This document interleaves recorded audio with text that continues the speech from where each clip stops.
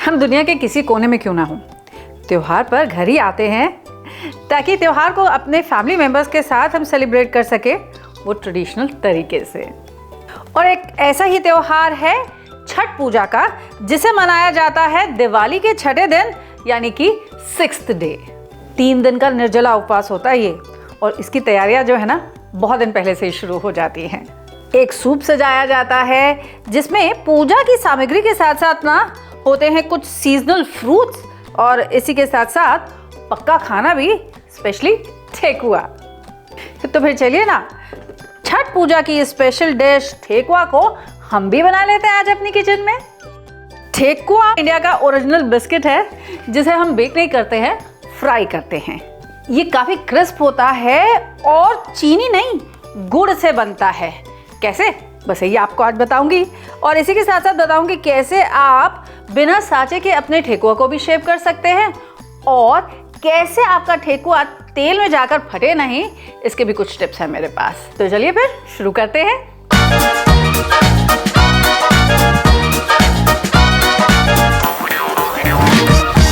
अगर आप छठ पूजा की बात करें और ठेकुआ का नाम ना लेना तो ये तो इम्पॉसिबल है, क्योंकि ठेकुआ है छठ पूजा का एक बहुत ही स्पेशल पकवान, और ये बनता है बहुत ही सिंपल से रस्टिक से इंग्रेडिएंट्स के साथ जो अमूमन घर में सबके पास अवेलेबल होते हैं, जैसे कि आटा हुआ या फिर गुड़ हुआ, नारियल, फ्लेवरिंग के लिए सौंफ। मैंने यहाँ पर ये ग्रेटेड गुड़ लिया है, और पहले 3/4 कप गुड़ मैं ले लूँगी, और इसमें केवल आधा कप पानी मिलाकर ना मैं इसकी एक चाशनी बना लूँगी।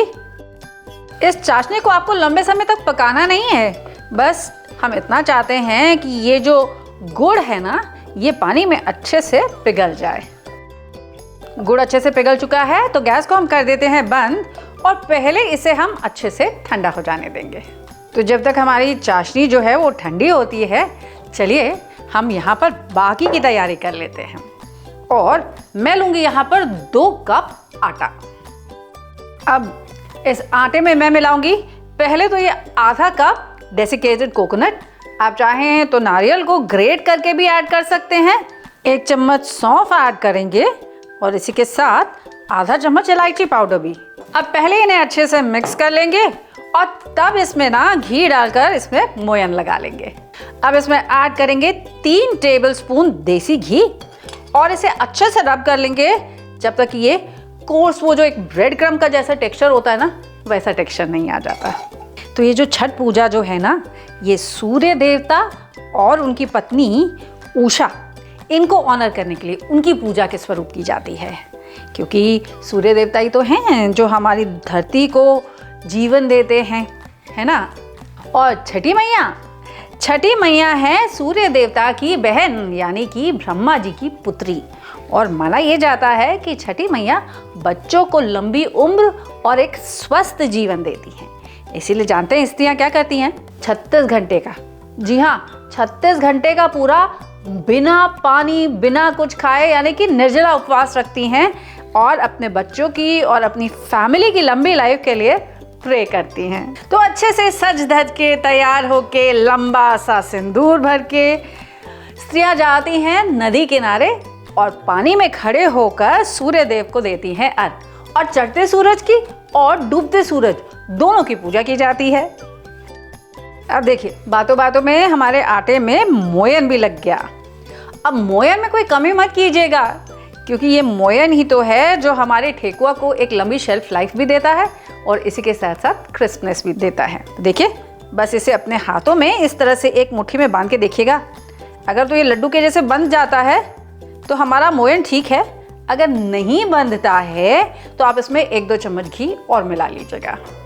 अब इसके बीच में एक वेल बनाइए, और ये जो चाशनी अब हमारी ठंडी हो चुकी है ना, इसमें ले लेते हैं हम ये चाशनी। अब इसको नीड करके ना इसका एक सॉफ्ट सा हम डो बना लेंगे। पानी इसमें हमें ज़्यादा नहीं डालना है, क्योंकि जितना पानी हम इसमें ऐड करेंगे ना उतना ज़्यादा ये क्रिस्पीनेस को खोता जाएगा, यानी कि उतना खस्तापन इसमें जो होता है ना वो कम हो जाएगी। लीजिए डो हो गया हमारा रेडी। अब 10 मिनट के लिए इसे यहाँ पर रेस्ट करने के लिए छोड़ते हैं, और तब तक तब तक चढ़ाते हैं अपनी कढ़ाई टू फ्राई द ठेकुआज। और ठेकुआ को फ्राई करने के लिए मैं इस्तेमाल करूंगी मेरे फेवरेट ऑयल का Emami healthy and tasty ultra light soybean oil, जो ना केवल डीप फ्राइंग के लिए बल्कि आपके एवरीडे कुकिंग के लिए भी बिल्कुल परफेक्ट है। ये खाने में कम चिपचिपाता है, हल्का फुल्का है और खाने को रखता है लाइट, अल्ट्रा लाइट। हमारा डो भी रेस्ट कर चुका है। अब क्या करेंगे, सबसे पहले तो मैं यहाँ एक बोर्ड को ना हल्का सा ग्रीस कर लूँगी और अब एक लेमन साइज बॉल आप ब्रेक कीजिए अपने डो की और इसे पहले अच्छे से आप नीड कर लीजिए वंस अगेन। अब ये जो ठेकुआ है ना, ये राउंड शेप का नहीं, यूजुअली वो टीयर ड्रॉप शेप का बनता है और इसके ऊपर बहुत खूबसूरत सा लीफ का पैटर्न बनाया जाता है। कभी कभी ये राउंड शेप का बनता है तो उस पर एक बहुत सुंदर सा फ्लावर का पैटर्न भी बनाया जाता है। लेकिन जैसे मैंने आपसे कहा था, अगर आपके पास सांचा ना हो तो आप इसे कैसे बना सकते हैं, चलिए आज आपको वो भी दिखाती हूँ। तो हम क्या करेंगे, अपनी डो बॉल को पहले थोड़े से लंबे आकार में हम फ्लैटन आउट कर लेंगे। अब लीजिए कोई छोटी कटोरी या फिर ऐसा राउंड कुकी कटर। पहले एक तरफ से इसे मैं ऐसे कट करूंगी और फिर इस तरीके से दूसरी तरफ से भी कट कर लूंगी।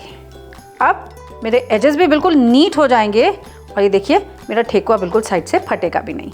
अब लेते हैं एक टूथपिक और बना लेते हैं इसके ऊपर एक लीफ पैटर्न। अब इस ठेकुआ की जो आपकी थिकनेस है ना, केवल आधा सेंटीमीटर होनी चाहिए। इससे ज़्यादा मोटा आप इसे नहीं बेलिएगा, नहीं तो ये अंदर तक कायदे से पकेगा नहीं। तो चलिए ऐसे ही और ठेकुआ शेप कर लिए जाए। देखा, बिना सांचे के भी हो रहे हैं ना कितने परफेक्ट ठेकुआ तैयार, जो साइड से फटेंगे भी नहीं।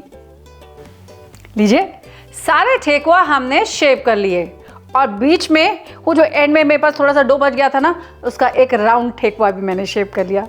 अब चलिए इन्हें फ्राई कर लेते हैं मीडियम हॉट ऑयल में।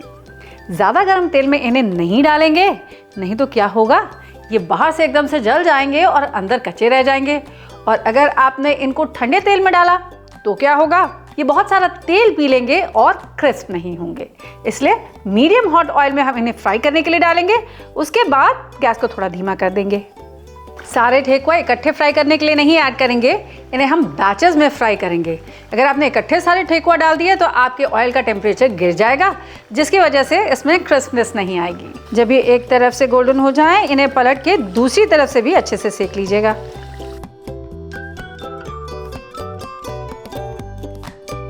One batch of thekua done. ऐसे ही once again medium hot oil में हम इन ठेकुआस को फ्राई कर लेंगे।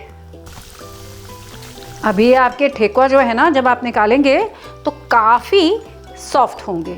आपको लगेगा क्या ये क्रिस्प होंगे? जी बिल्कुल होंगे। जैसे जैसे ये ठंडे होते जाएंगे ना, इनके अंदर का वो जो शुगर है, गुड़, क्या होगा, वो टाइट होता जाएगा और जो घी है वो भी सेट होता जाएगा और आपके ठेकुआ हो जाएंगे एकदम क्रिस्प। अब देखिए कितने क्रिस्पी और क्रंची बने हैं हमारे ये ठेकुआ। आप भी मेरी इस टिप्स एंड ट्रिक्स के साथ एक ठेकुआ घर में ज़रूर बनाइएगा और मुझे बताइएगा कि छठ पूजा का वो स्वाद आपके किचन में आया कि नहीं।